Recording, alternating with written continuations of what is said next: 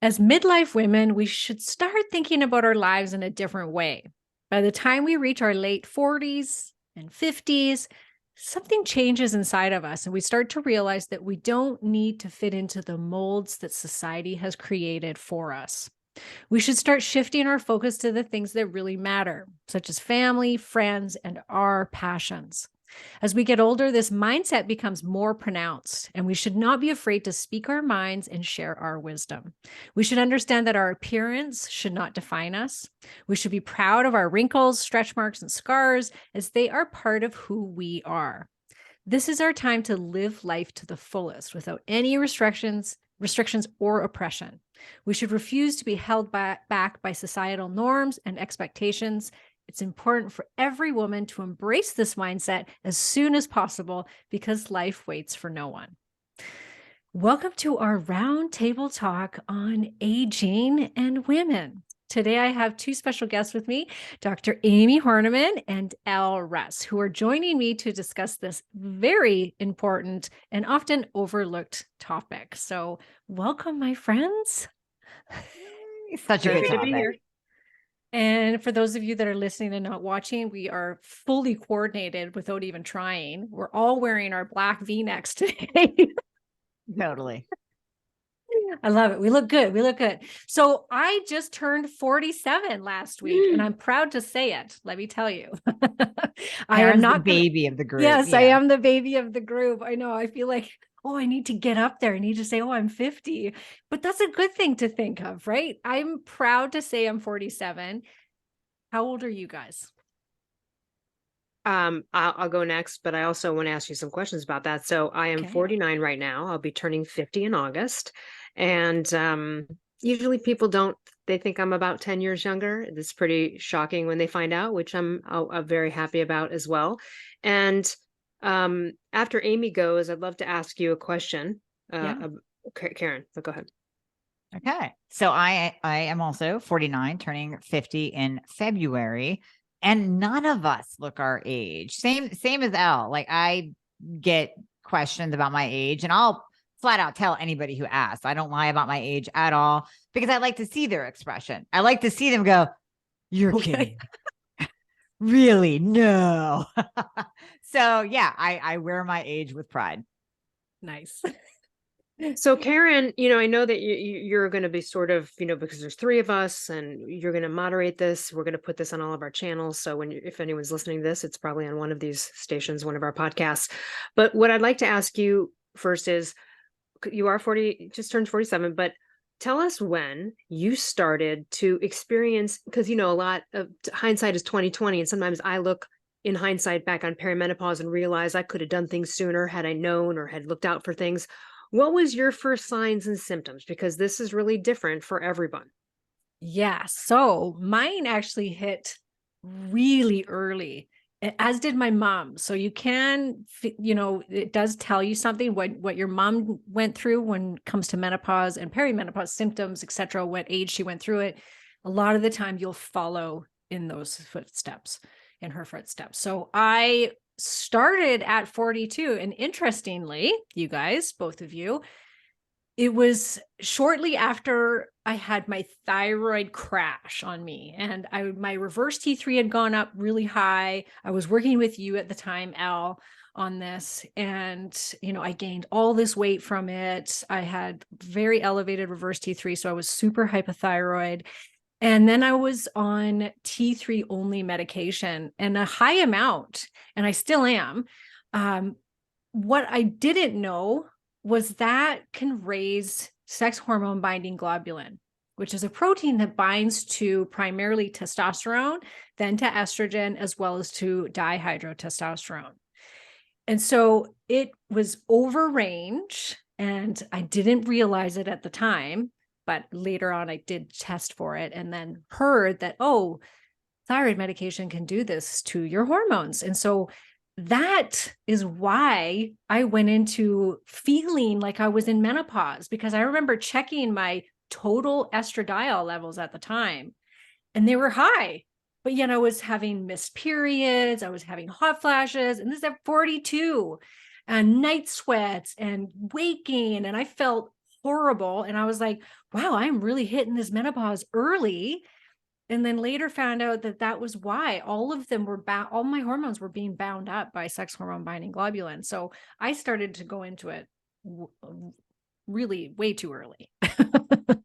So I would like to ask you then, what do you do now in terms of hormone replacement, and what symptoms do you still struggle and or deal with? Because the truth is, everyone listening, no matter how hard you try to biohack this shit, there's going to be some symptoms. It's going to be wonky for a while. There's going to be some stuff because you're going through this change. You can't completely nail it. Do you know what I mean? Yeah. Like, Yeah. I mean, sometimes you can, but there's going to be moments. So I would just love to hear, like, what's your routine now? Do you still get your period? And like, how does that work out?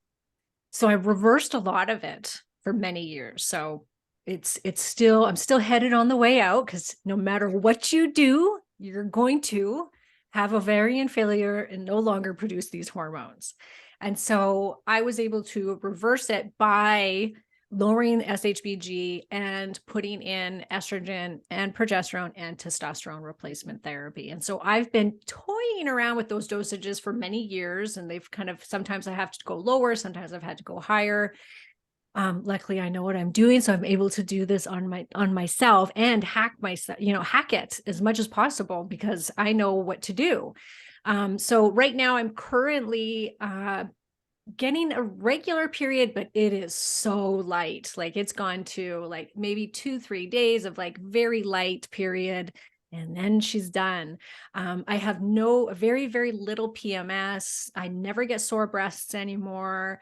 Right. I've got, the sleeping down. I've got the sex drive back up again, and we'll talk more about all of that. But hot flashes for the most part are taken care of. I kind of go through a period of time each month where they're pretty bad around my cycle. I can usually, if I don't drink too much coffee or eat any chocolate, they're not as bad. But that's a hard thing to resist when Alcohol you're PMS. too.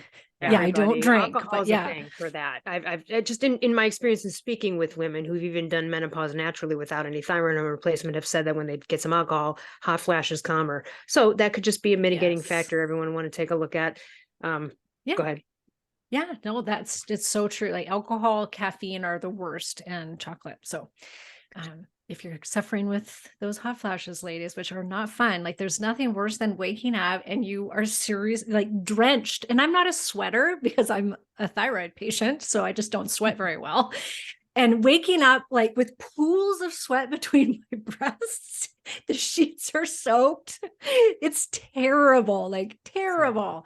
But for the most part, I've got all my symptoms remedied, and I've got my hormones dialed in really well right now. So I've been able to now lose a lot of the weight that I had gained, and I'm feeling so much better. My energy's better. All of those things are a lot better. And I got my SHBG down. So that's awesome. Yeah. What about you? Well, I just want to make a commentary sure. on what you just said, which is, so even though you still get your period, even though you still are your age, a lot of doctors would be so fearful of giving you any amount of estrogen. Yeah. And so this is just a point. I know everyone's shaking their heads yes here, because Karen is a perfect example of, hey, you know what? Sometimes it's an individual story. You know what I mean? And so a lot of people would be very afraid. They'd be like, no, we want to wait till you go through all the menopause, until you don't have a period anymore before we give you estrogen, or that kind of thing. And so I just wanted to throw that out there. It's not typical, but again, glad you got on it. And it's important that you're on what you're on, because now you don't suffer as much with those hot flashes. So I just wanted to point that out. Oh yeah, I would be in a hot mess if I didn't use estrogen. And Right. no, it would be very hard to find doctors that will prescribe it to a cycling woman, which is ridiculous. It's ridiculous. It's but ridiculous. Again, it's just one of those things. And it's, again, like, Amie knows because of her functional experience. It's the difference between functional anti-aging medicine and that viewpoint versus the other. So anyway, I just wanted to make that so that everyone can hear that. Because if you're in Karen's situation, it's not like her fault. She went through it early. And again, I agreed with on the moms. Usually, I mean, I've heard from people, if the mom went through it a certain way, it's not like a life sentence. Your mom could have also been way more unhealthier than you, and you might have a better time at it, but it makes a little bit more sense given your history. So, yeah. And to Elle's point too, let me tie on this one, because you're talking estrogen, testosterone as well. I mean, you get as much pushback from conventional medicine when you're talking about giving a woman Yes. testosterone. Not many doctors in the conventional world even pair up that hormone with a woman, even though it is our most abundant hormone in our body. Men have more of it, but it's our most abundant, and it's so important. I actually talked to a patient today that she had the best story ever. She was getting her testosterone prescription filled, and the pharmacist said, well, your insurance company told us that they don't cover you transitioning from a woman to a man. That's what they thought the testosterone No. was for. Well, Yeah. first of all, F them on the assumption on that. Yep. Number one. Yep. Number two, my best friend is trans. You have to take a lot more than what they're going to give you. You're taking like 4 or 5. You're shooting this stuff. Like, it's a whole different story. So that is so ridiculous. That must just been the most uninformed pharmacist on planet Earth. Mhm. Every compounding pharmacist where you have to go get the female testosterone, they know this stuff usually. Like, what backwards area was this pharmacy? Like, Yep. oh my God. Yeah. Oh my gosh. Good times. Okay, Elle, when did you start? I know I've been talking to you about this for years. We talked many years ago. I remember talking about your perimenopause experience. So Yeah, like in hindsight, I wish I would have started progesterone and testosterone at like age 42. If I could just, if I were to like do the math and look back and see what things were happening. So I just want to share some symptoms. It's like Amie and Karen, like when I describe in thyroid interviews about what it feels like to have heavy legs, and then people listen and they go, oh my God. And it's just something that you wouldn't see on a list, like on WebMD or, you go search the internet. So I want to share a couple of symptoms, and they might seem TMI, but you know what? I don't care, because you're going to all have, because when I mention this to people, they go, you know what? I feel, okay. So here's what I started to notice. The classic thing, which was every time from about day, ovulation through the day 28 to bleed, I would gain like 10 pounds and be bloated and a total disaster. So that was just, it was a lot of suffering. So again, in hindsight, I would have started progesterone cream earlier. I also would have started testosterone earlier, because I noticed that it was hard to retain lean muscle mass and have endurance with lifting weights. And I know Amie can absolutely speak to this. And I will say that after 3 days of taking testosterone for the first time, my chronic dry eyes disappeared. Okay. Didn't even know that was a thing. I had dry eyes, but I thought maybe it's because I'm weeping at cat commercials because I need progesterone. Like, I didn't know, So my dry eyes went away, and then things got tighter. Skin. I noticed an endurance with lifting weights and ability to work out longer. I noticed the mental focus and things like that, because people can mistake that obviously for a thyroid thing. So of course, as you all know, I thought, oh, is my thyroid off? Like, do I need break? And I was like, no, guess what? It's perimenopause, motherfucker. Like, it's perimenopause. So the ability to, we're all alphas on this podcast, but when you start to lose you start to get a general malaise, you start to feel like you're not motivated in life. When you are, that really sucks. And so testosterone really cleaned that up for me. So I wish I would have started those sooner. They did solve those problems. But let me tell you another symptom that I felt, and this is an odd one. Before I did any of these things, particularly testosterone, I felt like I had a uterus or something, like it was weak. Like, I joked around with my doctor that, what was that? Cardi B did that song WAP for wet ass pee. And I was like, I have a weak ass pussy. Like, I don't know what's going on. It feels like it's dropping. It feels weak, like my whole pelvic floor. And the reason I mention this is because people have gone, oh my God, I feel that too. Here's the thing. Once I took testosterone, man, I felt like I had a strong ass pussy. That thing was like strong. I felt like things were intact. I can't explain it other than the way I'm explaining it. And I'll let you guys weigh in on this. It seems like everything was, there was no sneezing and peeing, like a little dribble of pee that can happen too, which did happen to me during that time. So now all of my symptoms are gone. I still get regular periods. I don't get hot flashes, but I've had a couple, but they haven't been like horrific overtaking. They've been like, okay. And it has been near my period, Karen. And I'll in the middle of the night, I'll be like, oh, a little sweaty there, but it's not brutal. I also never drink alcohol. Like, it's so rare that I drink alcohol, so that's not obviously interfering with it.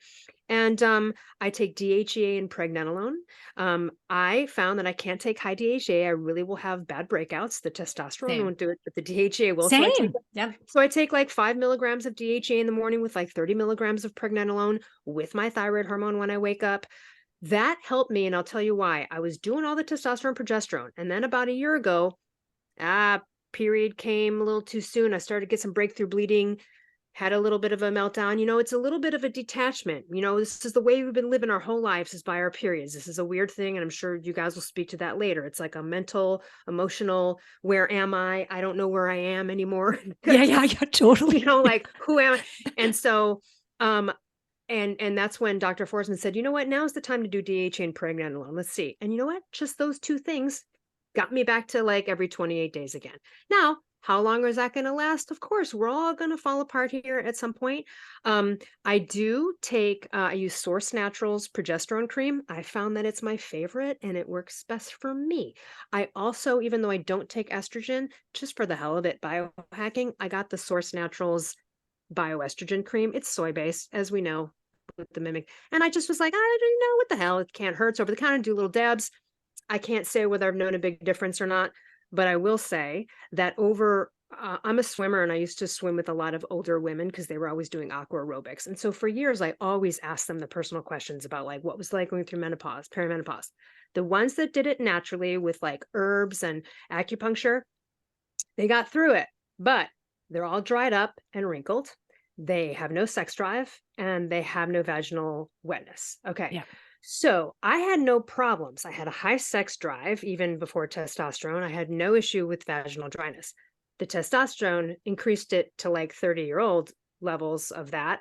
And I will say, made my orgasm contractions much stronger, much better. Me too. Awesome. Yep.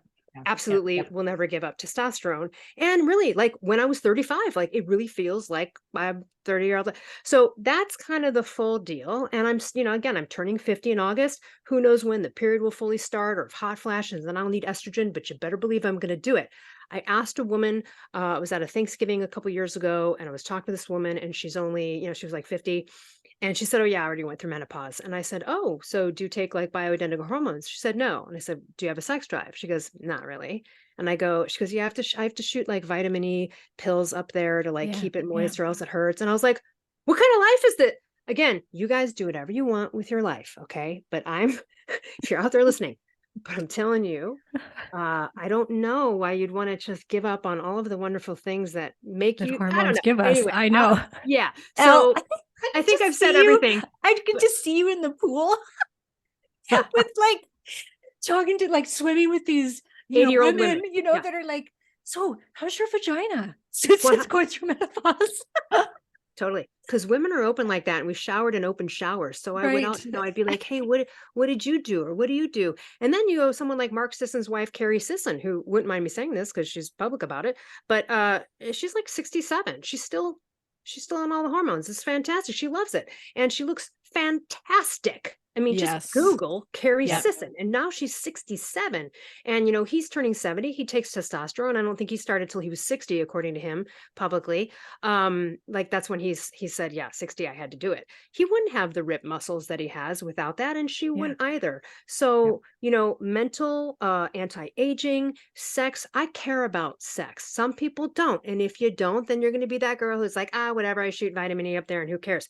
Well, you know what I thought though? She had a husband, and I thought, well, that's not really cool, is it? Is that fair? Or is he getting taken care of over here? Because is he just falling by the wayside? So I have one message. If you're going to let your sexuality falter, you're still in a deal with your guy or person or whatever. And maybe they need something. You have to make that an attentive thing. That's my personal opinion. Because then it's like, what, you just give up? And the deal was like, right, I don't F my friends, right? It's the difference between romantic partners that you have sex with them. And so men, tend to have that longer. And if you're going to just bail out at, I don't know, you guys know what I'm saying? You can ask me questions or touch on all of this stuff. There's the rundown. Absolutely. Yeah. And women get so like, that's one of the biggest things I hear from my clients is that they're super upset that they don't have a sex drive anymore, and their partner, is typically understanding and is trying to help them and work through it with them. And, one lady was like, I haven't had sex for 2 years because I was actually torn last time we had sex. And I'm like, no, you do not have to put up with this. Like, no. The Menopause Society has actually come out with a new statement saying that there is no cap on how long you can be on hormone replacement therapy for, which means that that used to be this like, do it for 10 years. That's your safe window. They have taken that off now. And because that's on old HRT, and when you're swallowing estrogen, and then it can increase heart attack and stroke.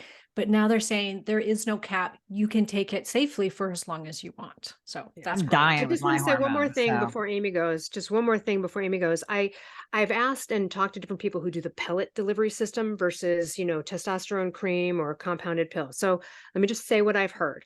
According to Dr. Forsman, who again, he's been my doctor for a while, in his practice for about 30 years, even though some of my friends my age take compounded progesterone, he seems to think from his experience, he's like, you know what? I found that the actual compounded pill of progesterone sometimes works better when people have already crossed over a little bit more into menopause. So that's just one thought. But I do have friends my age who take compounded progesterone and they're fine. The other thing is, the pellet stuff. I've heard mixed reviews on this. I've heard people be like, don't freaking do it. It's awful. It's too risky. It does this, it does that. It shoots this out too much. It depletes and then it's awful. So I've heard a lot of that from women. And then I know women that are like, I love it. Now I know that's more experimental. In my view, I'm not sure I would ever do that delivery at this point from what I've heard about it from people. So I just don't. Anyway, that's it. Now I'm done. Let's get to Amie. On the pellets. I mean, honestly, just kind of springboarding off of that. I can honestly say of all the women who I've worked with, and I know Karen can expand on this, maybe one out of, I don't know, 50 to 100 will say, oh my God, the pellets, they're so awesome. Most of the time they will say, yeah, I lost my hair and then I didn't feel good. I said, yeah, because that pellet shot you super sky high, and it's usually testosterone based. Shot you super sky high. You had a dude level of testosterone, and then you dropped down the other side and plummeted, waiting for your next pellet. It doesn't even make sense, because once that is in, it's in. Like with any other delivery method, we can adjust the dose. Even if it's cream that's barely working, we can go up in the cream and try to make it work, or we can change you to an injectable. But once that pellet's in, you're riding that wave, and you're losing your hair, and you're dealing with the acne, and you're dealing with the crash on the other side.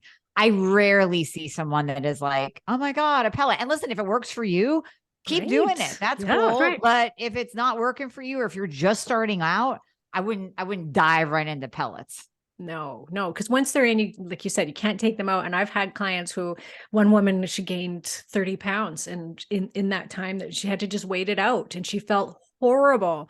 So I always say, if you think you want pellets, then at least start with cream or injection, so you get your dose right. So you know what your dose is going to be, and then they can apply that to the pellets, and then you can try it out. Some women do, they really like it. It's very easy. It's convenient. You put it in, you don't have to think about it for 3 months, but you will get sky high, and then you will get drops. And some people can handle that, but a lot of people can't. I've had women say that was horrible feeling and experience. It doesn't make sense. Like Amie said, it's too volatile to, like, why would you even venture into that if that's the risk? Like, that's how I look at it. I'm like, F that. You know what I mean? Yeah. Anyway. 100%. All right, Amie, your turn. And then also, if anyone wants to touch on any of the symptoms that I mentioned, or anything that I just talked about with my personal experience, please do.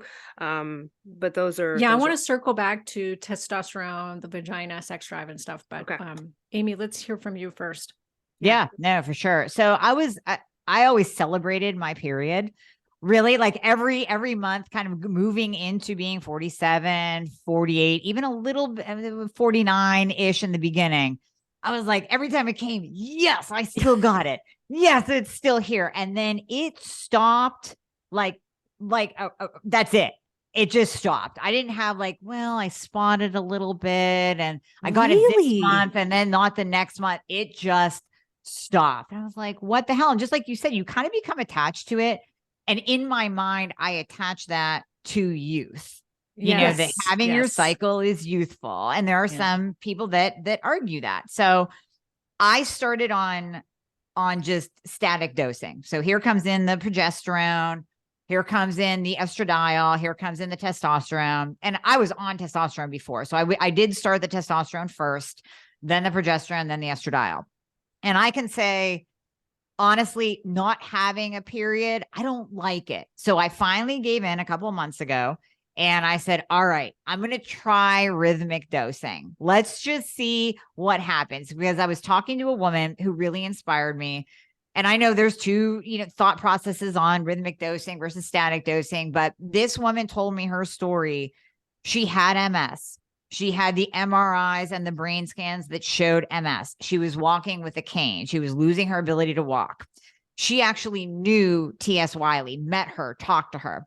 T.S. Wiley, she's trying to talk her into doing the Wiley protocol, which is rhythmic dosing. And it's basically dosing your hormones in a way to bring on your cycle. We're trying to mimic what your hormones were doing in your 30s, maybe not your 20s, but at least in your 30s. And she poo-pooed this left and right. Finally, one day she gives in. She starts on rhythmic dosing. Pain is gone. She goes back in for an MRI. There are no lesions. There's no signs of MS. Her doctor can't even freaking figure it out. He's like, what are you doing differently? She goes, I'm hormones, like hormones. So hormones give us life. And just like we said in the beginning, you're not going to avoid hormonal decline. There is nothing you can do. There's no biohack. There's no supplement to avoid hormonal decline. It's going to happen. It's just what you choose to do with it. And when you think about hormones literally giving you life back, whether you do, it doesn't matter what kind of dosing you do. You can do static, you can do rhythmic. It doesn't matter. Just get those hormones in your body to supplement the hormones that are no longer being properly produced. So I would say my symptoms, if I look back, just like Elle said, I should have started testosterone earlier, because I used to compete. Even in my 30s, early 40s, I struggled with muscle. I was always like, I was never blessed with those nice little cap shoulders and that 6-pack. And I would bust my ass at the gym trying to put on an itty bitty amount of muscle mass in my shoulders, and it just wouldn't happen. I think looking back, I was low in testosterone even back then, and no one was checking it because I had PCOS. So they always assumed that I had elevated androgens. Nobody checked it. So I would say, looking back, I would have, and we don't check it on ourselves because we are our own worst patient. So looking back, I wish I would have started testosterone earlier, because now that I'm on it, now I go to the gym and I'm like, yeah, there's the striations. There's the pump in the biceps that I like to see. And by no means do I look like a bodybuilder, but just that nice, shape that you get, the strength, you just feel good. Libido. And isn't your SHBG also elevated because you're on thyroid hormone? Yeah. So yeah, my SHBG is elevated. All tied up. Right. Question: how much testosterone do you take daily? I do 10 to 20 milligrams of testosterone cypionate injectable, and I do it sub-Q. So how would that equate to cream? Because see, that it wouldn't. Like, no one would take 10 milligrams of cream, or now you're into like. No, you want more cream. Yeah, you want a higher dose of 20 milligrams a day of cream, because it doesn't absorb as well as injections. Yeah. Well, hold on a second. Are we talking about the compounded testosterone cream? Because when I'm talking with other women, even who are past menopause, they're talking 1 to 4 milligrams. Yes, which is the most common dosing. Right. The is doctor injectable different or super low? Amie and I, we both work with regenerative sports medicine, Dr. Rand McLean and Todd Keelman, and they've been doing testosterone therapy forever. And he was on my podcast. I can link to that in the show notes, but he was on the podcast and he said that he finds that he's got to start women at 20 milligrams if their testosterone's low. They're choosing, a day, if they're choosing to do cream. He says if they're choosing to do injection, then it's what Amy's saying, like that between 10 to 20 a week, like one injection a week of testosterone cypionate. So you're doing 1 a week of 10 milligrams, roughly, you said, Amie, and that's once a week. I got it. You're not. Yeah, and I'll go up and down. If I'm feeling like kind of weaker, if I'm not getting that pump or something's high, you can feel it out. You can feel if you need more. And then maybe if I start to break out, I'll dial it back. I'll just do 10 a week. But no, in my patients, when I look at the women that try a cream, because a lot of them are like, I don't want a needle, I don't want an injectable, they'll try a cream. And I have seen testosterone move literally like 3 points in 3 months on a cream, because you have so many variables. You have, what did the compounding pharmacy use as a base? how are they applying it? Are they actually rubbing it in? Are they putting it in the right area? What's the thickness of their skin? You know, so there's so many different variables when it comes to cream that I mean, once in a while you can get a woman that responds really well. I also have someone else that went all the way to a 125 total with her testosterone with cream. Okay, fine. Then she's doing it right. And that cream jives with her body and she's feeling the effects of it. But I would say most of the time we have to go the injectable route just to get that number where it should be into the optimal range. Yep. So yeah. So that's what I do for testosterone. I do cream for progesterone and estradiol now that I'm on the Wiley protocol. And it's not that hard. I apply it in the morning. I apply it in the evening. I have a little app that gives me the dosing for each day. It's super easy. I would say to be determined on the overall result. I have not restarted my cycle yet, but it usually takes about 3 months to do that. And yeah, I feel good. I feel just good. The symptoms, I didn't have the feeling like my pussy was weak at all. But I would say now that you bring it up, and this can go all the way back to my powerlifting days. This is a little known fact about Amie. I had to wear a pad when I would deadlift because every freaking time I pull that weight off the ground, I would pee and I would leave a decent, nice little puddle down there. And now I can deadlift. And I mean, not the same amount of weight that I used to, but I can deadlift and not piss my pants. So there is something to the strength of the pelvic floor. Yeah, it is. Yeah. Yeah. No, 100%. There's something to that. So I would say, libido's fine. Vaginal dryness, definitely better. So that did start to happen. I was like, oh no. Same. Here I am, an old lady. My vajayjay is drying up and I'm going to have to break out the lube every time I have sex. Yeah. Now I don't have to. Great. Now I don't have to. So I love hormones. They're just beautiful. They're just beautiful. Oh my gosh. Yeah. I really couldn't live and without variety them. of them have saved all of our lives. So from thyroid hormone that's currently saving all of our lives to bioidentical hormone replacement for aging. And by the way, so I have a healthy happy and hot Elizabeth Resnick's a health coach. She's a double certified health coach. You might have seen her on Instagram. She's just gone through menopause doing absolutely nothing. And she has sworn by eating a raw carrot a day for years for what it does to estrogen or whatever. Like she's like some fiber that anyway, she swears by it and she's been able to go through it. But again, I wonder, when are you going to hit? Because you're going to hit something at some point, unless you're okay with it. It would be very rare to hear of a woman who has vaginal wetness and libido and all of the things. I want to say what else I felt about testosterone. I've never breastfed, but I had pancakey flat boobies. And suddenly I feel like they were like teenager, a little bit more. I felt like skin and everything was a little bit more, just, after doing testosterone and stuff.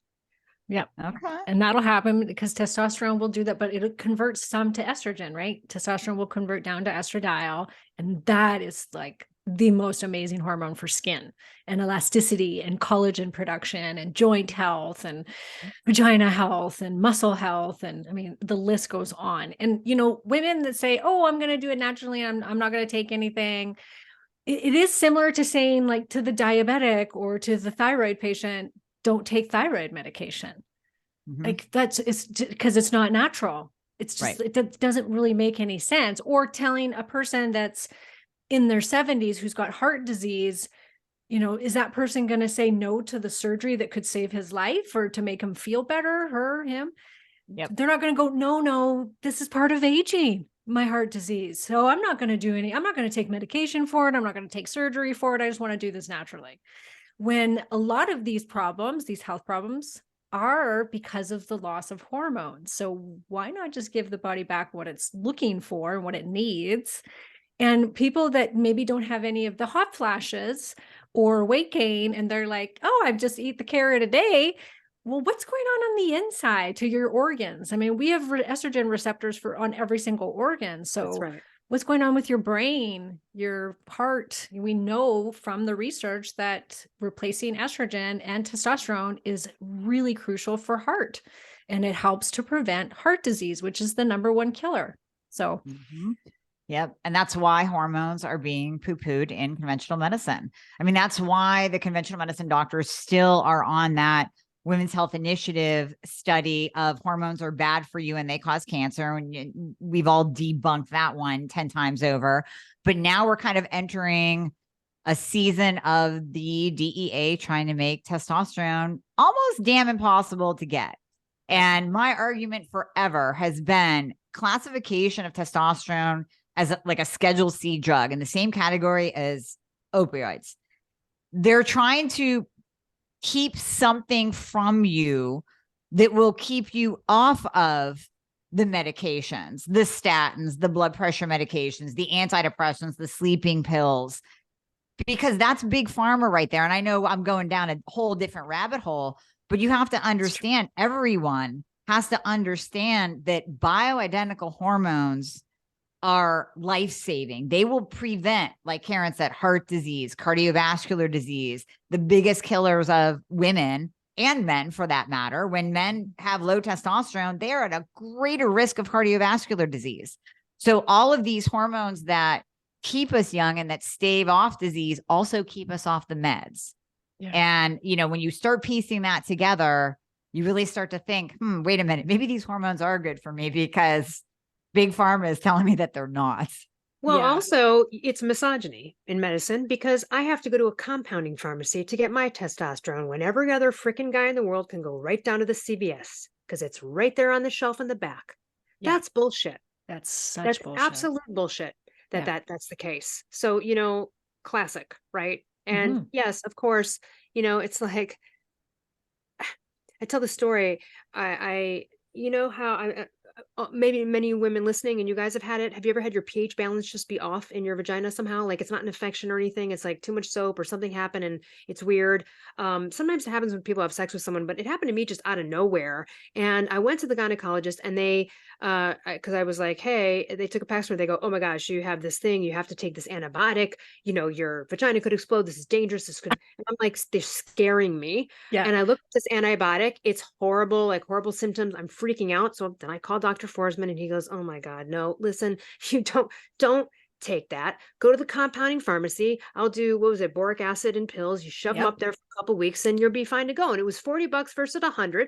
And those freaking female gynecologists made me sound like I was going to die. I was in dire danger if I didn't take this antibiotic and blah, blah, blah. And it turns out just shoving something up there pretty natural, just fix this simple thing, you know? And so you guys, you know, when you got to go look elsewhere. And I'm really glad that I called them versus just like taking that conventional advice.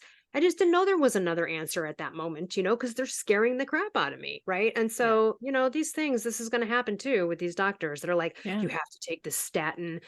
And on that note, and I know we're not talking about that, but everybody listening should know, you should never take a statin unless you get a CAD screening.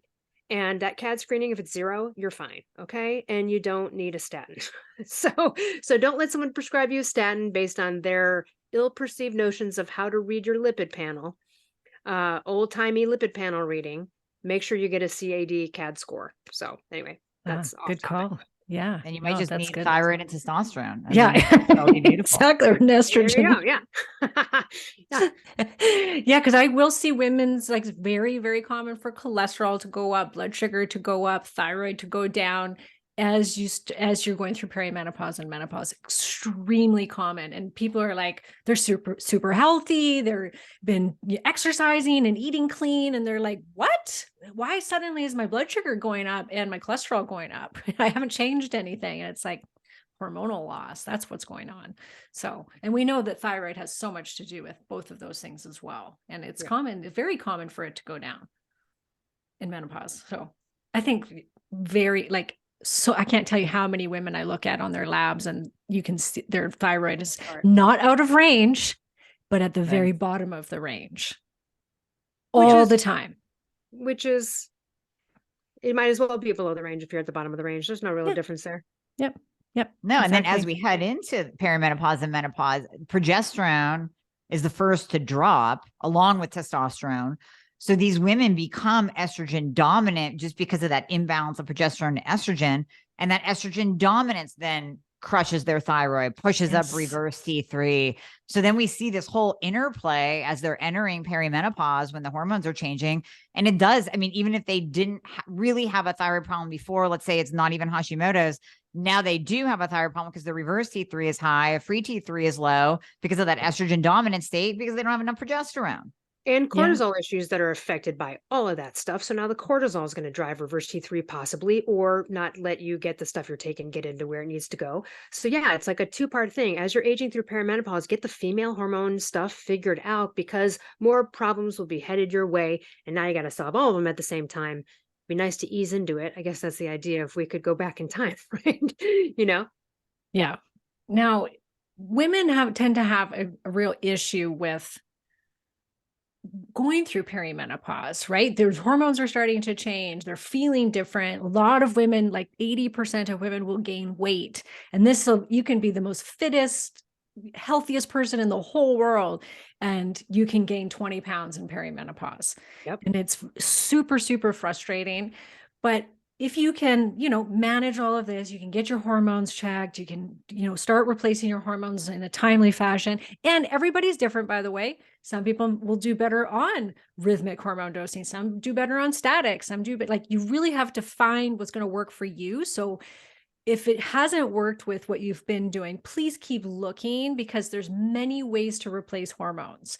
And some people I have seen flourish on the Wiley protocol or the physiologic restoration protocol. Like, that's what they needed. They needed super higher doses in a rhythmic fashion. And that's where they feel their best. And then I've had women that need tiny, tiny little bits of static dosing, and that's all they can tolerate. So don't give up. Find what's going to work for you. So let's I say think it's interesting. Well, sorry, Karen, I don't mean to interrupt. no. I think it's interesting that we're all on a different protocol and we're all doing well. So that just speaks to how individualized it is to really find your jam, find what's going to work for you, because yeah, we're all thriving. Yes. It's good. Yes. And maybe we just, everyone, if you're in your early 40s and you're like, I'm starting to, but I don't know. Again, maybe a little tiny DHEA and pregnenolone is the first move. Then maybe you just see how that goes. And then the second move might be, do I need a little tiny, like my progesterone cream? I only take it at night for day 13 through 28. And I still just take a quarter teaspoon, which is just like the lowest dose of that, because anything else for me is not good. So again, it's not that I'm, opposed to racing it if I need to. But you can just start at the minimum effective dose of everything, and, even start with over-the-counter DHEA and pregnenolone. It's cheap. It's easy. You can get it anywhere. Yes. And those are precursor hormones. So those hormones make other hormones. So that can be a great starting point. DHEA is great for vagina health. So you can even get serum that you put right on the labia, and that can really, really help with that. So yes, many options. By the way, I did make a mistake. So who was it? Someone said, oh, you can take testosterone cream and like, you can put it, like rub it on your, privates. And I was like, okay, well, so I was thinking, I was like, oh, is that going to like do some amazing sensory something like that I haven't experienced? That's great. And then they're like, oh no, it's just a place you could put it. I'm like, I'm not doing that. I'm not putting cream all up in there. I mean, but I know some people do it internally, but I just choose to still do it on my skin. But I remember thinking, like, so I tried it once thinking that it was going to create I have heard that it does, Elle. I tried it and I was like, yeah, no, this didn't. All right. Well, okay. And then it just was like, all right, everything was cream. I use my testosterone cream before I have sex every time. And I inject it right up inside, because I do find it makes me a lot, more lubricated. I don't mind sharing that with my husband, right? Like, it's testosterone, so he can handle that. It's not estrogen, so it's good for him. And I find it does enhance the orgasm and the pleasure. And I have read, like, if you put it on your clitoris before sex, that it can enhance the orgasm. I have read that. So it didn't for me, but I tried it. So that's a biohack you can try. And like, maybe people, and I do know people do, obviously, yes, there's also lots of deliveries for these hormones, right? And so if people also are really suffering with the sex stuff, then yeah, some of that stuff's up there. But yeah, I didn't notice it. So then I was like, well, just keep doing it the old way. Wait, Karen, you always talk about a clitoris, which I absolutely love that term, and I have used it over and over again now. You should trademark it. Didn't you say in one of your podcasts that if you do put testosterone cream on your labia, it is growth? Like, you can possibly get a clitoris. No, I've heard that you can grow hair where you put it. Okay. I've also heard of the clitoris too. I don't want one. The clitoris is if you're just your levels inside get high enough. But people will put it on their labia because they can, where they've put it, like, let's say they're putting it on their arm or their chest, they will get hairs. They'll get hairs. And so putting it on the labia, they find, works a little bit better, or putting it inside the vagina. Okay. It can be really great for bladder control and uterine strength as well. So putting it right up inside can be beneficial for some women. So don't rule it out. But yeah, so. Oh, I was just saying, I think Yeah. when I proposed that to the doctor and I said, hey, you told me I could put this on my clitoris, but I didn't, I didn't. He goes, well, that's usually for people who are struggling with the sex stuff. If you already have a high sex drive, then you There you probably don't go. need to put it there. And he goes, and it could take time. It's not like you do it once and then like, oh my God, I've had this amazing, that's kind of what I thought. I'm like, oh, is this some like cool hack for some like amazing section I'm going to experience I haven't before? And it wasn't. So Okay. that's, so you're right. Like, so especially then it would be applied there if you are someone who is struggling with that to begin with. And he said that could just take a minute too, but that's where you would put it. Yeah. So, but I just didn't have that struggle. I thought it was an extra bonus, but it wasn't. I found it to be an extra bonus. So there you go. That's why we're Okay, so having this that's like discussion. kind of like a lot of the physical stuff, but I want to talk about the mental stuff because I feel like that is such a huge piece of this time in our life where women are being told everywhere they look, do not age. Like whatever you do not age, and do everything to your body and to your face and whatever else. And God forbid you get any wrinkles or gain any weight. And we have to change this narrative. We have to. I want my daughter to grow up to be in a world where women are looked at with respect, and they are still worthy, and just because they're getting older, we should be putting them on a pedestal, not going, oh my gosh, how dare you get older. Like my mom, for instance, well, hopefully she won't listen to this, or maybe it's okay, she can listen to it. I have totally noticed that she doesn't value herself anymore. Like she's just written off any idea of having a boyfriend because she's just like, well, what man's going to want a 69-year-old woman? Like literally, that's what she thinks. And she's a really good looking woman. Like she's beautiful. She's taken really good care of herself. She's a fantastic person. And I'm like, how sad is that that's what you believe, that you are no longer worthy and you don't deserve to find love or find a man because no man's going to look at you? That's ridiculous. What a limiting belief. So how have you guys, like, have you felt those things? Have you felt like, oh no, I'm getting old? Amie, what about, how have you felt? Yeah. So I can speak from a very young age, and I don't even know where this came in because my mom never took hormones. She wrinkled, she aged, she did all the things just like we normally see society and women do. Something clicked in me at a very young age that I didn't want to age. I always joked that I would never have a 401k or retirement fund. I would have a plastic surgery fund. Like, I mean, even in my like 20s, I'm like, I am not aging. I'm going the route of like Sophia Loren or something like that. Like all these women that you see in their 60s and 70s that they don't look fake. Like I'm not talking about like Madonna and how she looks right now, but just that beautiful, just glowing, there might be a couple wrinkles, but man, they're stacked. They still got it. They got it going on. They're gorgeous, right? They didn't embrace aging and just say, I'm just going to throw in the towel and whatever happens, happens. No, they're doing something, probably hormones. So I think it's that fine line. I will say that, obviously we can bring in, social media and media and just, I mean, my God, even when we were young, Cosmo magazine starts really messing with your head about the perfect woman ideal. Yes, there is that pressure. There is that societal pressure, but I also think you can find that balance of, I don't have to throw in the towel. I can do Botox and I can do fillers and I can take care of my skin and I'll do plastic surgery if I have to, because it's for me. It's not for anyone else. It's for me and how I feel when I'm in front of the camera, when I look in the mirror or wherever I go. And it's about that self-confidence inside. So I think that you can find your path of aging that works for you and that you want to go down. But at the same time, don't be pressured by what you see in society or magazines or even TV. I mean, newsflash, they can Photoshop movies. What you see is not how those people look. They were photoshopping a long time ago. They can do magic right now. So don't compare yourself to that. Compare yourself to you and what you want to be as you age and how you want to feel and what you want to see in the mirror. And don't let anybody else's judgments one way or the other influence you. Don't listen to the people that say you're vain if you do Botox or surgery or get that filler. No, that's their problem. Also, don't listen to the people that say, you know, you have to age gracefully and throw in the towel and wrinkle. Like, find your path. Find your path of aging. And my path is going to be to fight it with everything that I can do.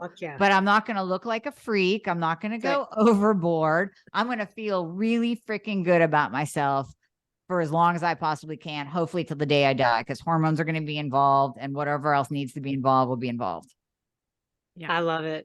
I agree wholeheartedly with everything that you said. I do it for me. I don't know what the hell people, there's like guys out there like, I don't know why women do Botox. You guys are doing it for other women or for your dressing. No, I do it because I like the way I look in the mirror, that I don't have crow's feet out to here. Now, if you do, that's fine. And you want to accept and love and embrace your crow's feet, that's great. Here's the other thing too. You know how, and we all use them, like, you know, even on Zoom right now, there's probably like a little filter that kind of like just makes us a little good. We're on Instagram. Softer. I'm using some of these interesting, cool filters. Is it because I'm not confident? No, I'm confident as fuck. It's because I know it's going to be nicer for you to look at it that way too, instead of focusing on the little things that are going on in my skin that would be without the filter, let's say. It's not because I'm embarrassed of that. People see me in person all the time. It's just like, it looks better. It's just more fun for more.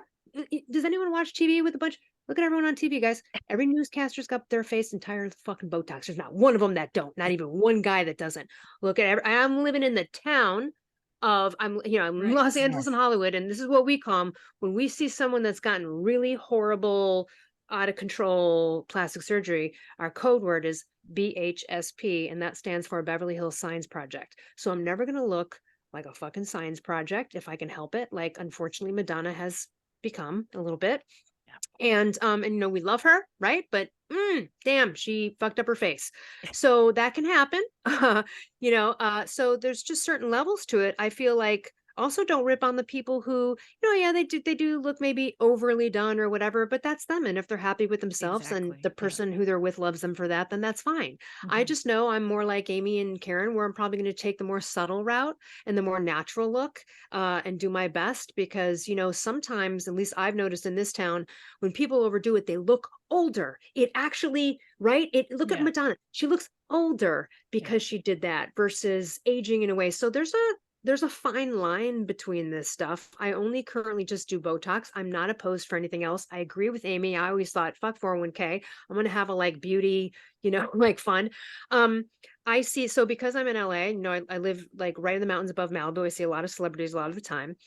You don't think they're all doing this? Look, I see Cindy Crawford all the time. By the way, she looks amazing. Okay. Does, like, in person, it's out of control. Like, she really looks amazing. That doesn't mean she doesn't have a few things going on, right? But like, she's doing what we're doing.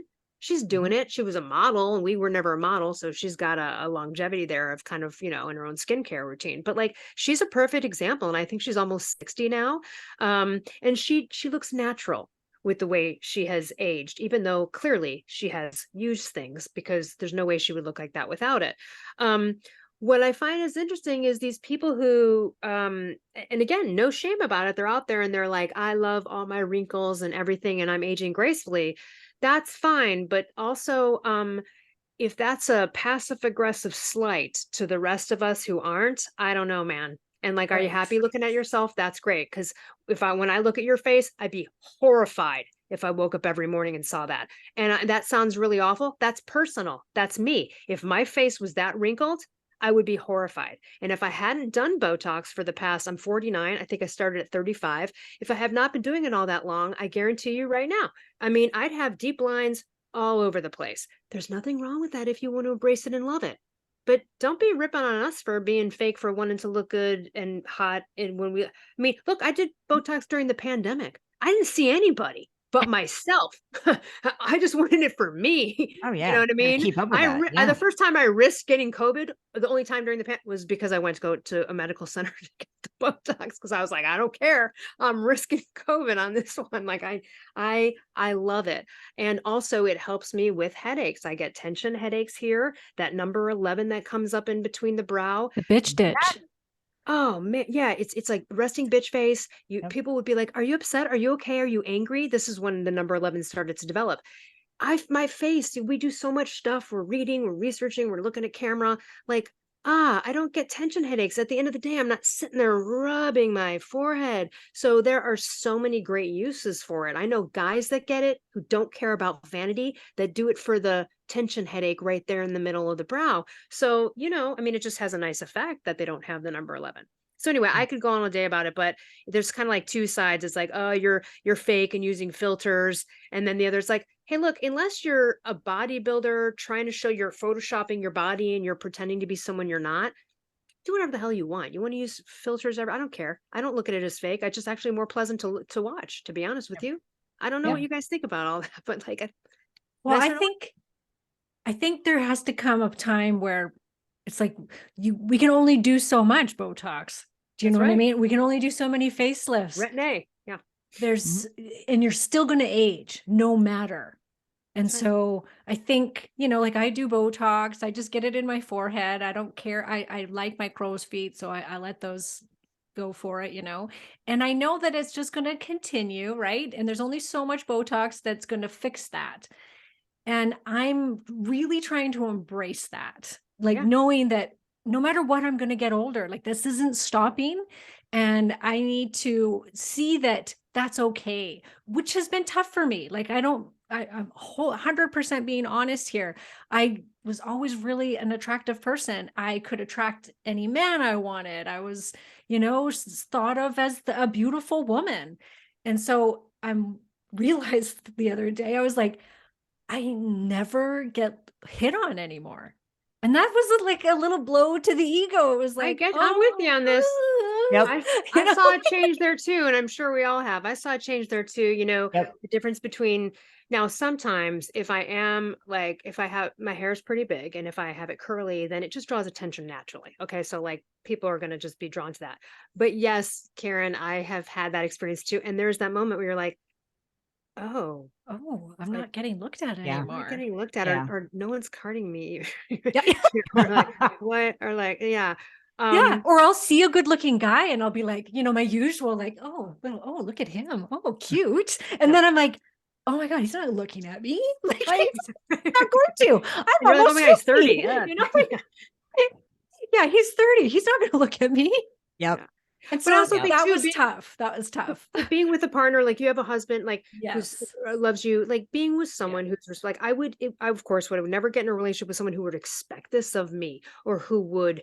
So Yes. yes, I mean, listen, there are women dating men who they want you to dress a certain way, but like I know my guys are going to be down to earth and I don't even care about that. Do you know what I mean? Like they just don't care. So you obviously have to find someone. And I think too, it is self-esteem and confidence on the inside. But like Amie said, sometimes Botox, not having crow's feet or not having a line in your forehead, the way you look at yourself in the mirror makes you feel, it just gives you some self-confidence and self-esteem that, so it actually can help you increase that, I think, a little bit, depending if you want to dip your toe there.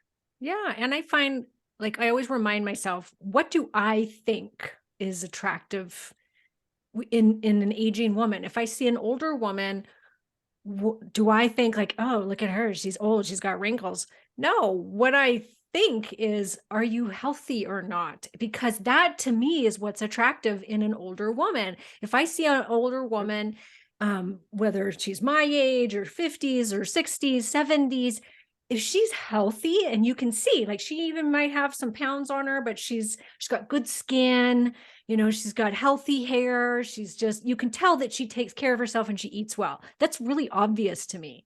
And it's like, that's attractive to me. Those women are, I think they're beautiful. And I'm like, yeah, with your long gray hair and, your wrinkles, and you look amazing because you can tell that you're healthy and you're vibrant. Happy. Yeah. Have you guys ever seen that show? It was an old show called like Hot in Cleveland. Do you remember the premise of the show? These women move from LA where all the beauty stuff, and then they go to Cleveland. They're like, oh my God, we are like fucking hot in Cleveland, right? Like it's a thing. It's a total thing because I know it too. Like I'll go to another city and I'll be like, oh my God, I'm getting all these sort of looks from everyone because I live in the land of beauty pageantry and, models and all that stuff, right? So I think it's even tougher when you're in this area, arena. But I'm not pressured to do it because I'm not out there like acting every day and doing that kind of stuff where I feel pressured anymore about that kind of thing. But here's the thing, it is motivating because my friends will come out here from Chicago or other places and they'll be like, the older people look amazing out here. I'm like, yeah, they do. Yeah, they do.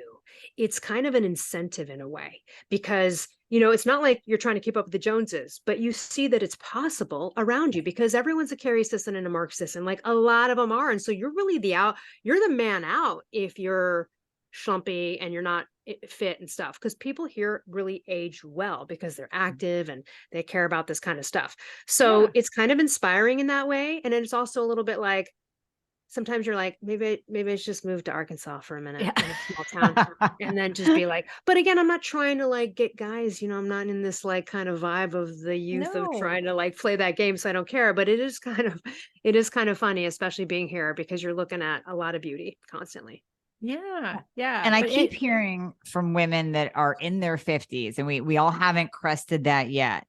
But I keep hearing that once you hit that 50, you stop giving a fuck. Like your fuck bucks are done and you just really don't care anymore what people think. So I'm kind of, I can feel that shift happening. I can, because I hear what you're saying, Karen, because you're right. Like I used to get hit on all the time. And then my husband's like, okay, who hit on you? I go to a conference. Who hit on you? I'm like, nobody. Yeah, right. I'm like, no, really, nobody. Unfortunately, I would like to report back that I was hit on, but I wasn't.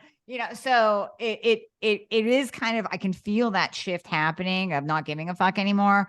But I'm really looking forward to truly moving into that. But I know that I will always care about me. And I like kind of spinning off of where you are, Elle, in LA, in the land of beauty. Go to a health conference. I just got back from KetoCon. I was with all these health related people, health entrepreneurs. And I was sitting there talking to Susan Bratton. She's actually going to be on my podcast soon. She's great. And she is like a sex expert. Yeah. She is this gorgeous, she really blonde, fit. Oh my God, drop dead. Just lost a bunch of weight. She got even fitter in the past year. She did a whole thing. I think she lost 20 pounds and she's voluptuous yet fit. And what is she, 65 or? 62. I had to ask her. I'm like, wait a minute. So how old are you? She's like 62. I'm like, girl.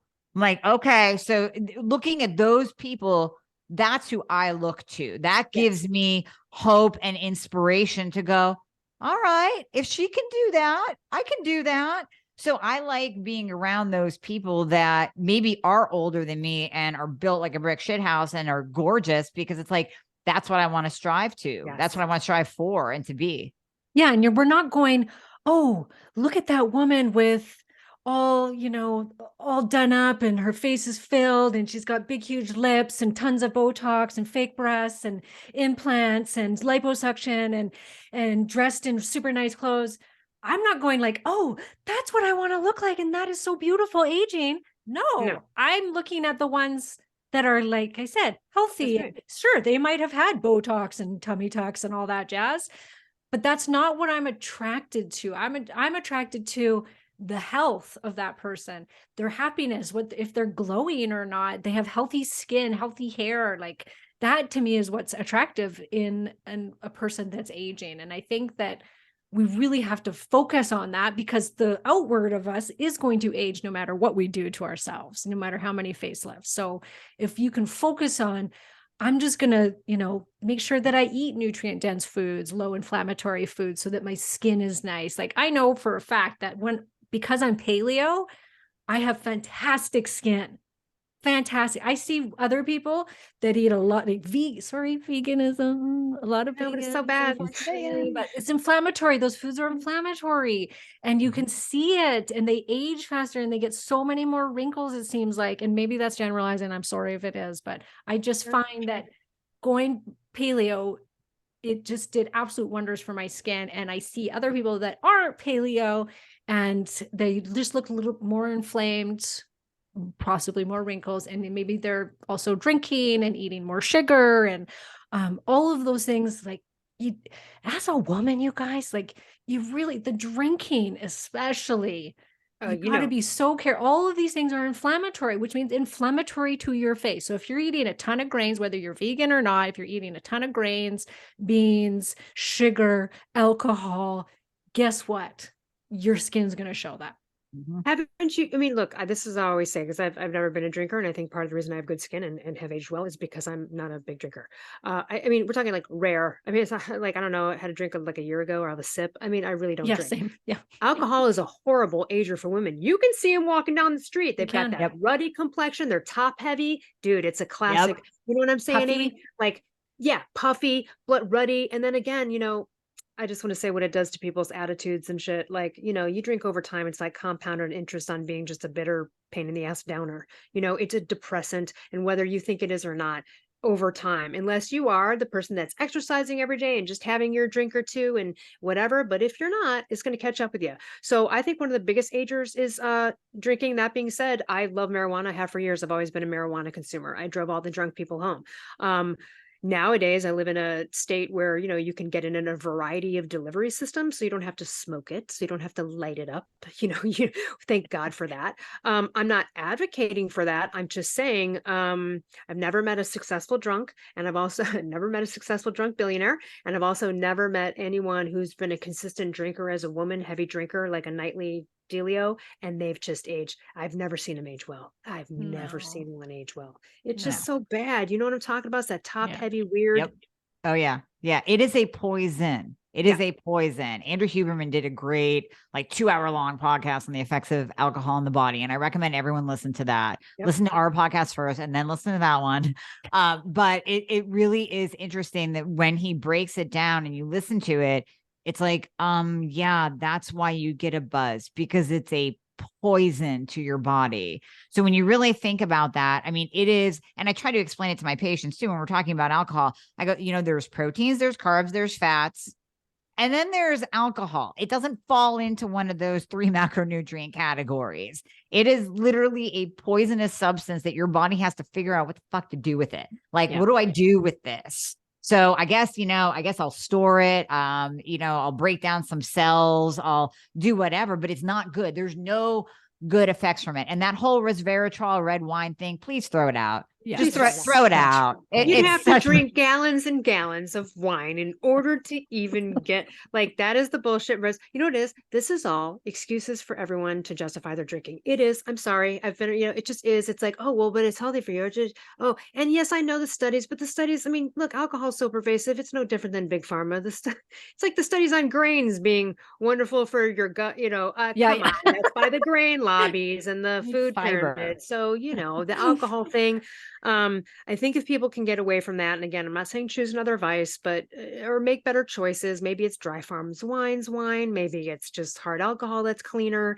Yeah, man, I think that's a Yeah. really bad ager. Oh, God. Women will say, oh, they don't want to use hormones. It's going to give them breast cancer if they use estrogen. Well, I will tell you, you have a higher risk of developing breast cancer if you drink than if you use estrogen. Right They've there. always That's said that. They said it's like the fact. 40% chance or something. It's been that for a while, that if you have 2 drinks a day as a woman, you can increase it.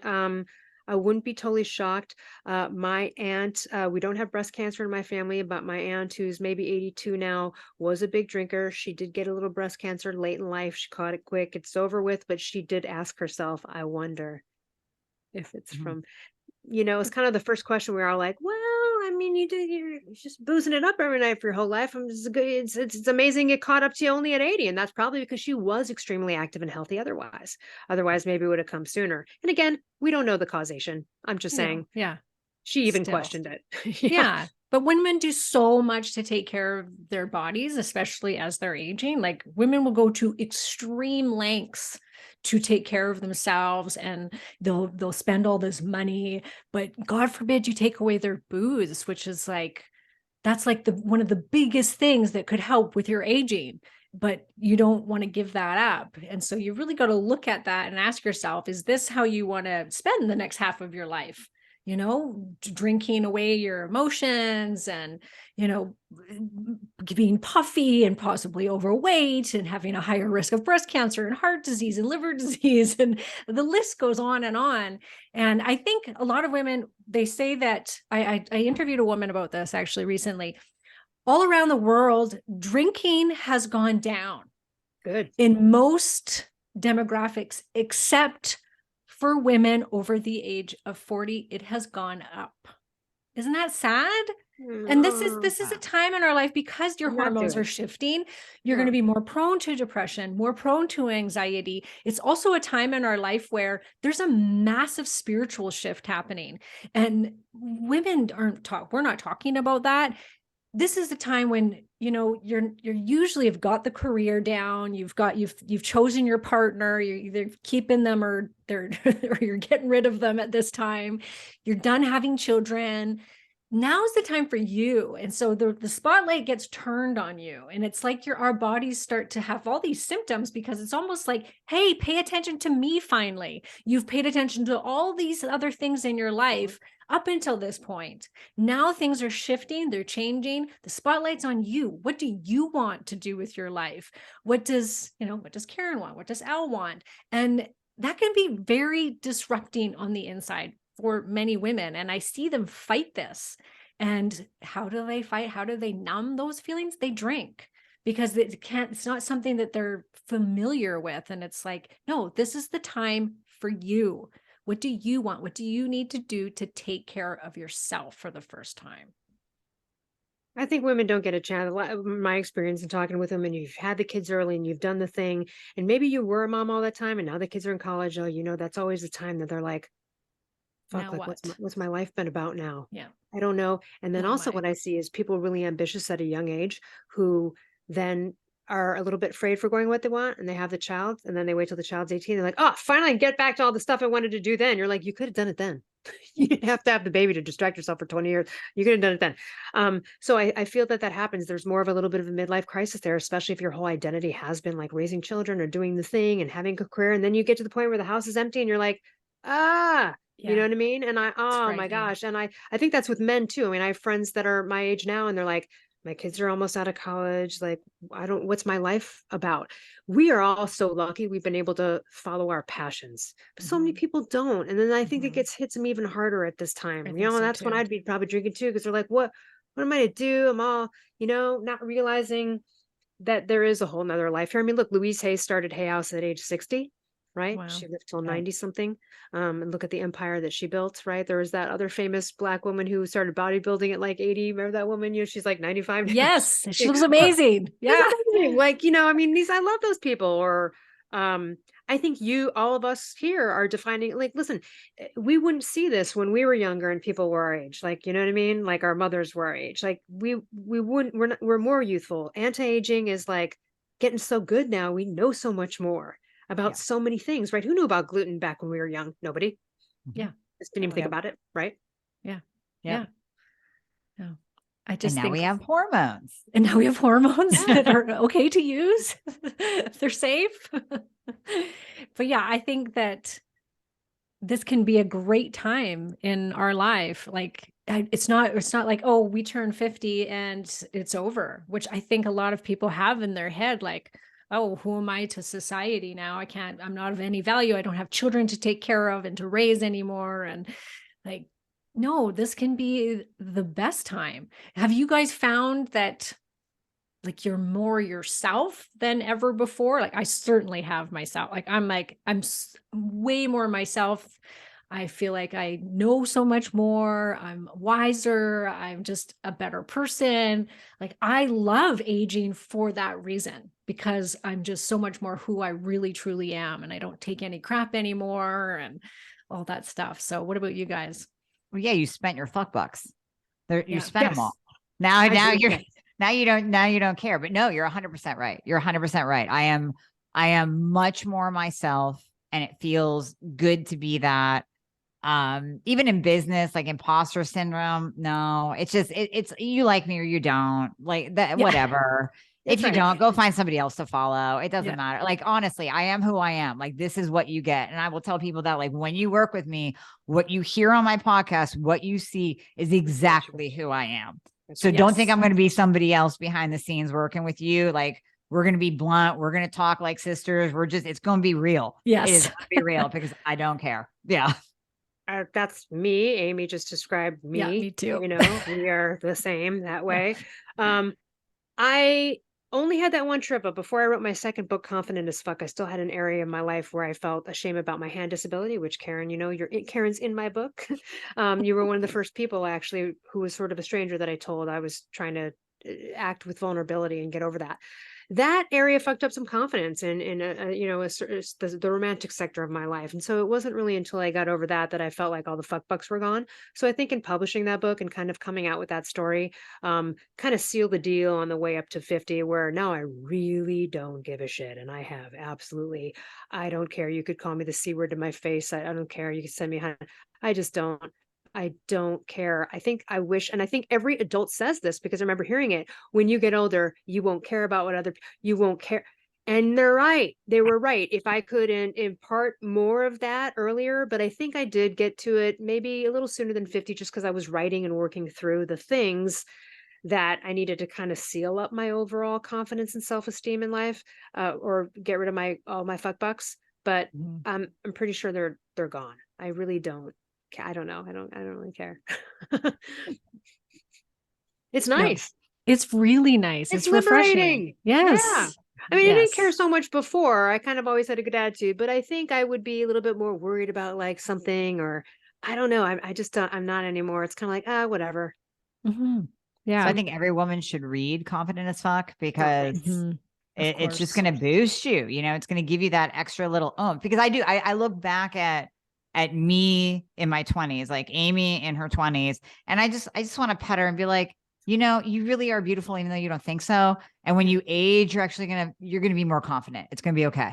Because I look back and the amount of care and just, you know, lack of confidence in some areas when I'm like, damn girl, you look good. Why'd you think you were fat back? So yeah, if I could speak to my 20 something, I would definitely tell her like, it's going to get better. Going to get better. Hopefully everyone will be more authentic. I mean, I think that's the key, right? Like Amy just said, I am who I am. I do not change. People hear me on podcasts, everyone else, they know, you know what you're getting. You're not going to get anything different. You know, but I mean, not that we don't have the capacity for true empathy and understanding. We do, because Amy and I and Karen have been through it. It's not like we can't be sweet. Severe empathy. Like too much empathy, I think. But when we're, but when take it all on. Right. But when we're getting down to business, you know what I mean? Like, we're going to be straight up. I think that authenticity reigns supreme. I talk about that with confidence and self-esteem. The more everybody could just be who the fuck you are, and someone is going to love you for it. I'm not for everybody. Everyone, you know, right? Like you just said, Amy, you know, hey, look, I'm not for everyone. You like it or you don't. I'm not going to try to convince you. Go to someone like when I 17 years ago was looking for a life coach. I interviewed 3 of them, 2 women and 1 guy. Was not expecting the guy would be the one that I chose, to be honest with you. I thought it would be one of the women.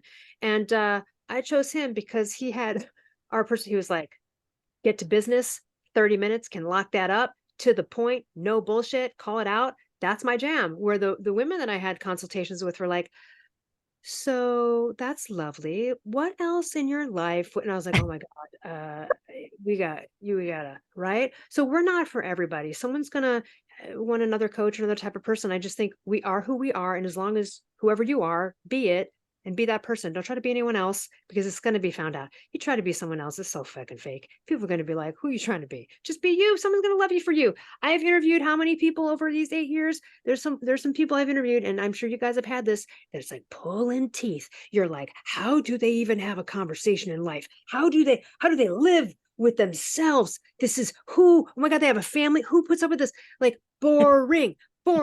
But you know what? They got millions of followers. Well, guess what? There's someone for everybody. And I think we learn that through doing our work. So I would say, go be whoever the hell you are. And even if you don't think you're engaging, or you don't think you're good on camera, oh, trust me, girl, you have 1 million followers on YouTube. There's someone for you, you know? Yeah. It's so true. Oh my gosh. Yeah. Appreciate who you are right now. I think that's That's so important. Be who you really are right now. This is the time, you guys, to be who you are, because like life is short. It's going to end. You know, we're moving into the second half of our life. And as you know, it really starts to speed up. Like I was like, I feel like I just turned 40. And that was 7 years ago, right? Like it does. As you get older, it gets faster. Yeah. It's like, just like, yeah, the fact that we've known each other for that long is just mind boggling. It's like, how did that much time just pass? My son was asking me on my birthday, and he's like, so mom, when you're 50, you said you want to go to Italy. What about when you're 60? And I'm like thinking, oh, that's so far away. And then I'm like, oh, that's 13 years away. That's actually going to go by like that. Like that, the last 13 years just went by so fast. I'm like, oh, then I'm going to be 60 years old. Like that's crazy. We got to do another roundtable at 60. Let's do 60, a follow-up. Yes. Hell yeah. 100%. Oh yeah. Something that I just kind of want to leave everybody with is my sister. She's a very wise woman, and she's been, you know, over the years, she just keeps saying to me, we really just have to enjoy where we are right now and how we look right now instead of fighting it, you know, like, yes, fine, we're going to do things to make sure that we stay healthy and stay young looking for as long as we can. That's great. But this is still going to be the youngest you're going to look. Yeah. Look, you are only getting older. So appreciate it, because when I'm 60, guess what? I'll be like, I wish I was looked how I did at 47 in that podcast that I did, that roundtable that I did with Al and Amie. True. Right? So you always have to remind yourself, this is the best it's going to be. And it's like, we are going to continue to age. So appreciate where you're at right now, because you're only going to get older. And that's at every age. It doesn't matter if you're listening to this and you're 80 or you're 90, you still have to appreciate that's how you are right now. Yep. And I think that's important. Love it. I just want to say one last thing we didn't touch on, and Amy's really like the expert in this one, which is, you think you can get away with not lifting weights, and you can't. You cannot. You cannot. Good luck in your 40s, 50s. It won't work. You can't hike for 5 hours. And I remember Mark Sisson and Brad Kern slamming this, like, you could hike 5 miles every day. It's not going to do it for you.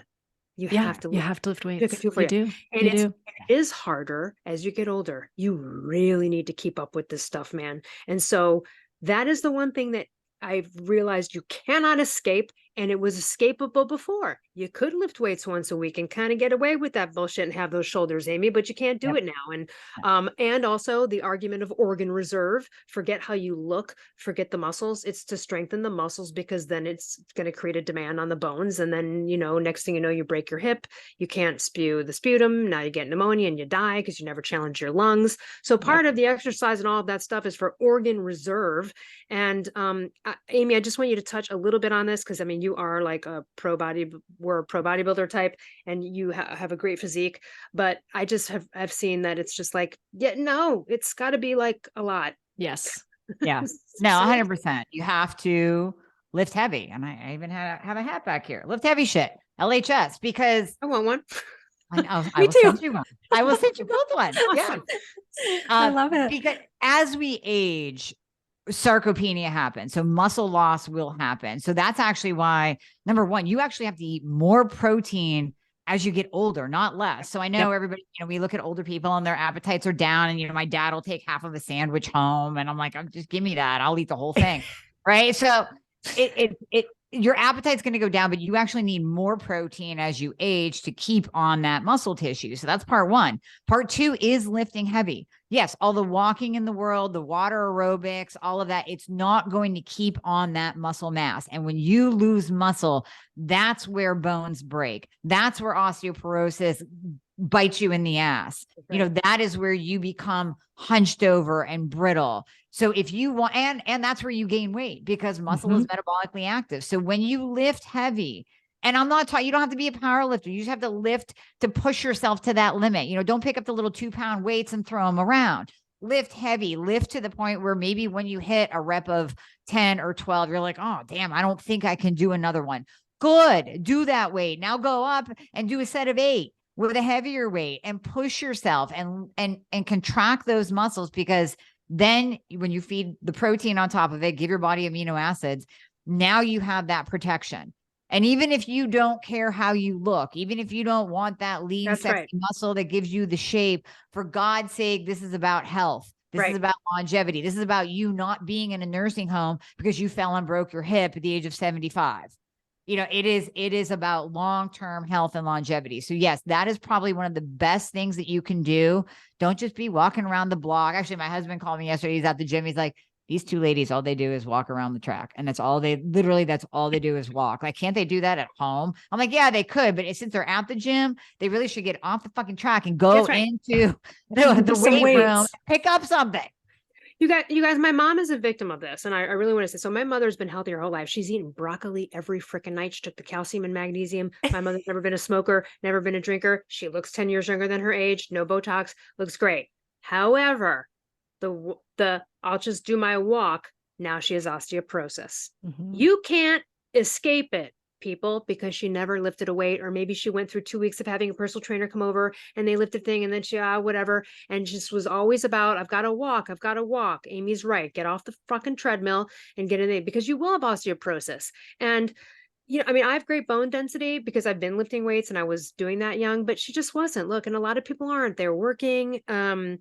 You don't want it, man. And it saddens me because she has done everything right other than the weights and still couldn't escape it. Yeah. Don't be a victim to this. No, I just did a whole podcast about this, because I feel like we talk about this a lot on our podcasts. Like, you got to lift weights, you got to lift heavy, you got to eat protein. And I feel like it just kind of falls on deaf ears now, because it's like, yeah, man, I'll eat my protein. Yeah, I got it.